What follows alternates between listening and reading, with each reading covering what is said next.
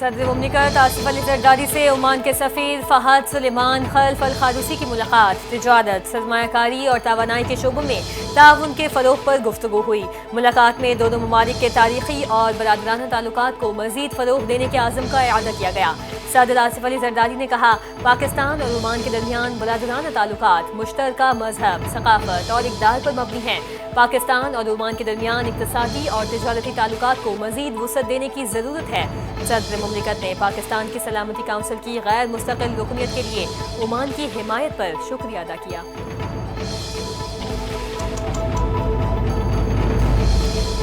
سوات اور گرد و نواح میں زلزلے کے شدید جھٹکے محسوس کیے گئے۔ زلزلہ پیما مرکز کے مطابق زلزلے کی شدت 4.7 ریکارڈ کی گئی، جبکہ زیر زمین گہرائی 61 کلومیٹر تھی۔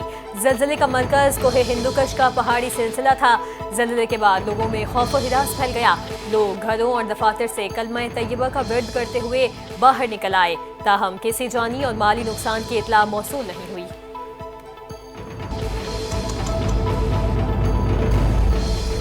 اسلام آباد میں موسلا دھار بارش، مارگلہ کی پہاڑیوں سے آنے والے پانی سے وفاقی دارالحکومت کے نالوں میں طغیانی۔ موسلا دھار بارش سے نالوں میں طغیانی کے باعث بھارا کہو، چک شہزاد اور دیگر علاقوں میں پانی گھروں میں داخل۔ نیو چٹھا بختاور میں بارش کے بعد گلیاں اور سڑکیں تالاب کا منظر پیش کرنے لگیں۔ مکینوں کو نقل و حرکت میں مشکلات کا سامنا۔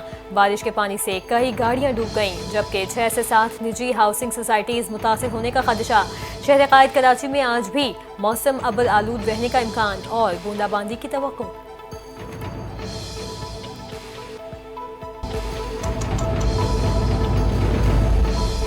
اسلام آباد میں 5 اگست کو احتجاج کے معاملے پر تحریک انصاف کے 16 مرد اور خواتین کارکنان کے خلاف مقدمہ درج۔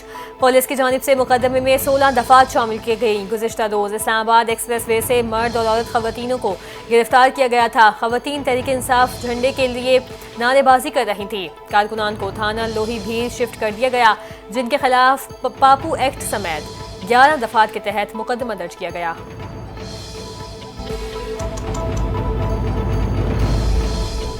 گزشتہ روز کامیاب اور پرامن احتجاج ریکارڈ کروایا۔ ملک بھر میں عوام کے سمندر کو سڑکوں پر دیکھ کر حکومت کی کانپیں ٹانگ گئیں۔ مشیر اطلاعات پختونخوا بیرسٹر ڈاکٹر سیف نے کہا کہ پی ٹی آئی کی رہائی کا راستہ اب کوئی نہیں روک سکتا۔ وزیر اعلیٰ علی امین گنڈاپور نے کامیابی کے ساتھ مارچ کی قیادت کی۔ احتجاج میں عوام کی بڑی تعداد نے شرکت کی۔ کال موصول ہوتے ہی ہم دوبارہ نکلیں گے، چاہے اسلام آباد جانا ہو یا لاہور۔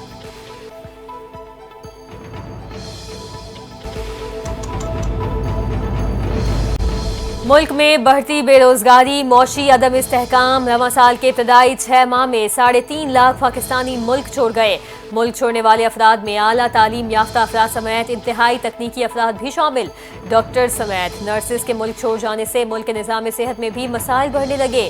عرب اخبار گلف نیوز کے مطابق حالیہ چند سالوں میں پاکستان سے نرسز بڑے پیمانے پر روزگار کی خاطر بیرون ملک منتقل ہو رہے ہیں۔ ڈاکٹرز اور دیگر تکنیکی افراد کی طرح نرسز کو خلیجی ممالک، برطانیہ اور کینیڈا جیسے ممالک پرکشش تنخواہوں اور بہتر کام کے ماحول کے ساتھ راغب کر رہے ہیں۔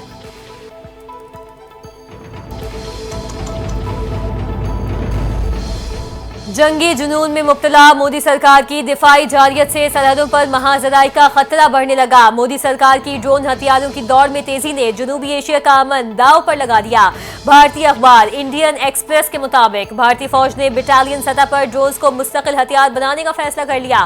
آپریشن سندور کے بعد ڈرونز کو بھارتی جنگی حکمت عملی میں مرکزی حیثیت دی جا رہی ہے، جبکہ انفینٹری، توپ خانے اور بختربند یونٹس میں ڈرون چلانے کے لیے خصوصی ٹیموں کی تشکیل جاری۔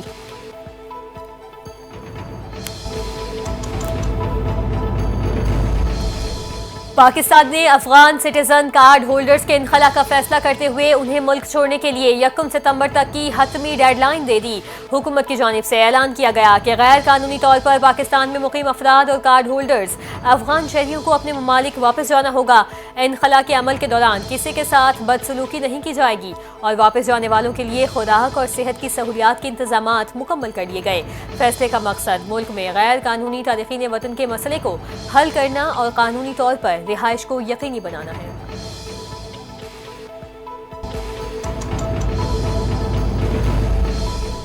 जश्न आज़ादी की तैयारियां उरूज पर, हर तरफ कौमी परचमों की बहार। लाहौर, कराची, पेशावर और इस्लामाबाद समेत मुख्तलिफ शहरों में सब्ज हिलाली परचम्स, बैजेस, टोपियों और झंडियों के स्टॉल सज गए।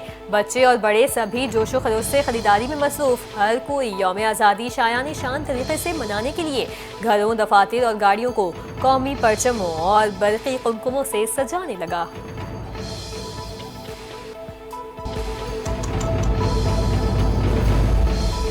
ISPR ने नया मिली नगमा जान से प्यारा पाकिस्तान जारी कर दिया। नगमे में न सिर्फ पाकिस्तान से बेपनाह मोहब्बत को शायराना अंदाज में समोया गया, बल्कि हर पाकिस्तानी, चाहे वो सिपाही हो या किसान, मजदूर हो या लोहार, तो वतन को तरक्की और सलामती का सतून करार दिया गया है। नगमे के बोल उठे कदम जो गैर के हम धूल चटा देंगे, दुश्मन को दो टोक पैगाम देते हैं कि पाकिस्तान की सरजमीन पर किसी भी जारियत का मुंह तोड़ जवाब दिया जाएगा।